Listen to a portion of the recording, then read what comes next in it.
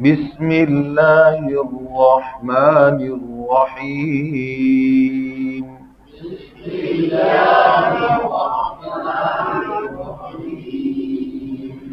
نورانی قاعدہ تختی نمبر 8.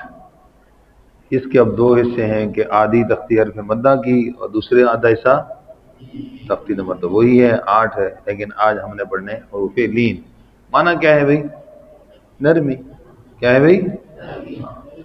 اور یہ نرمی کا مطلب کیا ہے کہ اس کے اندر کوئی مد کرنا چاہے تو مد بھی ہو سکتی ہے. تو اس کے اندر اب جو ممکنہ غلطی ایک یہ آ رہی ہے کہ حروف مدہ کو کہتے ہیں جی ٹھیک ہے مد ہوتی ہے، لین میں کہتے ہیں مد نہیں ہے.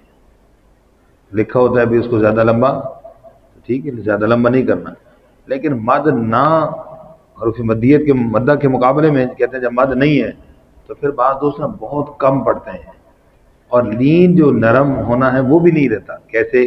بو. اب جب بو ہوا تو سختی بھی آ گئی، ٹھیک ہے، اور دوسرا لمبا ہونا جو مدیت وہ بھی کیا ہو گئی؟ کم ہو گئی. تو اب مدیت کی تعریف کیا ہے؟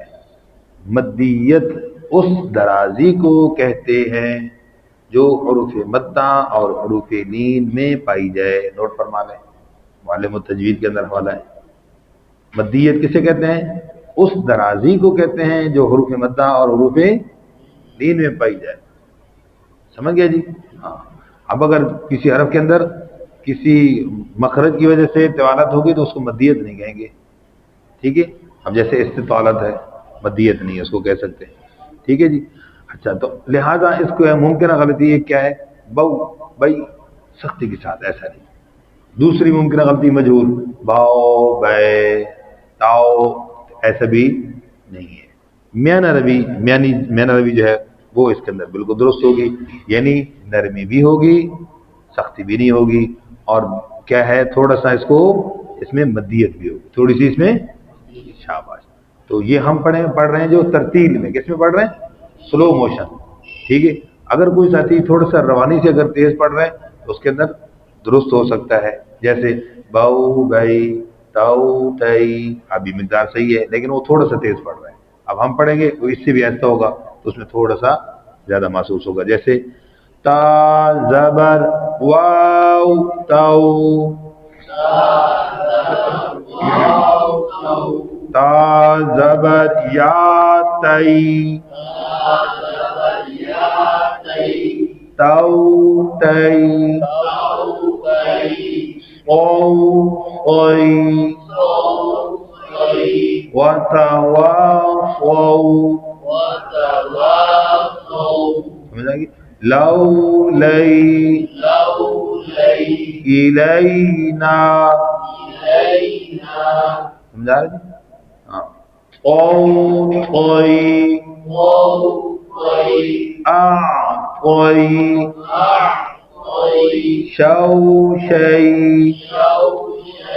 تعوذ میں کیا پڑتا ہے؟ منش شئی. اب یہاں سے تو منش شئی تو شئی نہیں کریں، شئی کیسے؟ یعنی یہاں پر جو مقدار بالکل قرآن پڑھتے وقت وہی کیفیت ہونی چاہیے. بس اوقات کہتے ہیں نہیں جی قاعدے میں اور طریقے سے پڑھیں گے، پھر جب آگے سپارہ شروع ہوگا وہاں دیکھ لیں گے تو وہ پھر مقدار اس کی صحیح رہے گی، وہ پھر بچے کو سمجھنے مشکل ہو جاتی ہے.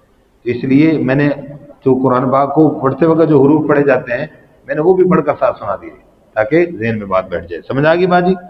شاباش.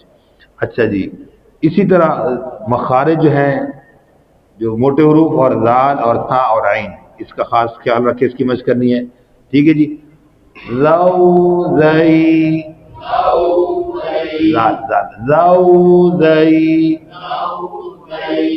اور زبر واو واو،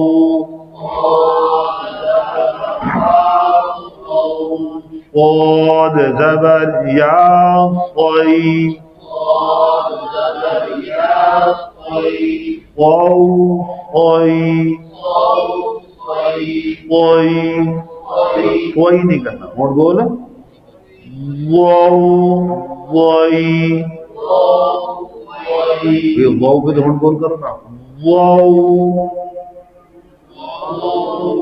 ہونٹ بول کرو نا، وائی शाबाश। नौ नई,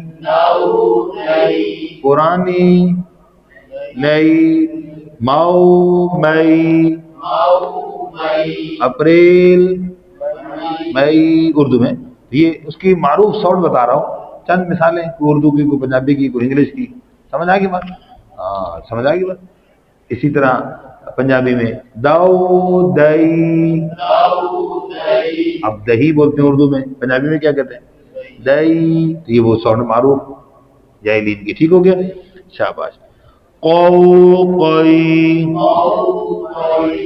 जी, आओ आई, वाओ गई। ठीक हो गया जी, वाओ वाई। अच्छा, एक बात इसके अंदर और है, वो क्या है जी, इसके अंदर टोटल 28 हरूफ हैं। ठीक है, अलिफ को निकाल कर कितने बनते हैं, उसको शामिल कर तो 29 होते, 28। तो 14 हरूफ कमरी हैं, 14 क्या है, शमसी है। पहले 14 हरूफ शमसी है और दूसरे 14 हरूफ कमरी हैं। क्या है भाई? तो ये अक्सर तख्तीयों के अंदर आखिर में लिखे भी होते हैं। तो शमसी का मतलब क्या होता है कि लामे तारीफ अल, जैसे अल, लामे तारीफ के बाद अगला हरफ अगर शमसी हो तो उस पर शद होती है, तो समझो कि शमसी है बस, तो इदगाम हो जाएगा अशम्स। कैसे? वशम्स। और लाम तारीफ के बाद अगले हरफ पे शद नहीं होती तो समझ आएगा ये कौन सा हरफ है, कमरी। वल कमर, जैसे अशम्स और वल कमर, ये दो मिसालें ज़हन में रहेगी। बाकी आप देखेंगे तो आपको शद के जरिए समझ आ जाएगा इंशाल्लाह। जी, तो प्रैक्टिस करेंगे, याद करेंगे इंशाल्लाह। जज़ाकुमुल्लाह खैर।